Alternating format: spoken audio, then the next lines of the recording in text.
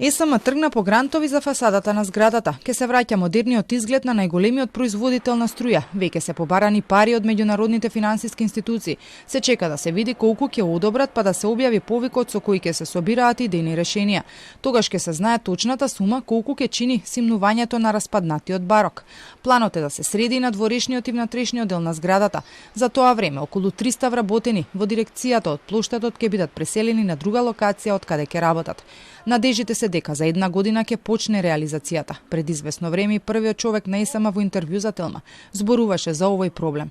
Сега и нема фасада, значи нема да се менува фасадата, него ќе се стави нова фасада, која што ќе биде најмодерна енергетски ефикасна фасада. И конечно, ова што представува ругло за градот, ПЦ за компанијата, за градот и за државата, ќе добие еден модерен изглед и ќе биде гордост и на компанијата и на градот.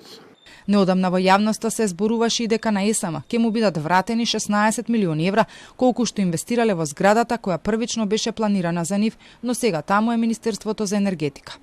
Повеќе од 10 години оваа зграда е една тажна слика во центарот на градот, без фасада и без прозорци. Домашните архитекти неодамна зборуваа и дека освен што е лоша слика за градот, уште полошо е што вработени немаат основни услови за работа.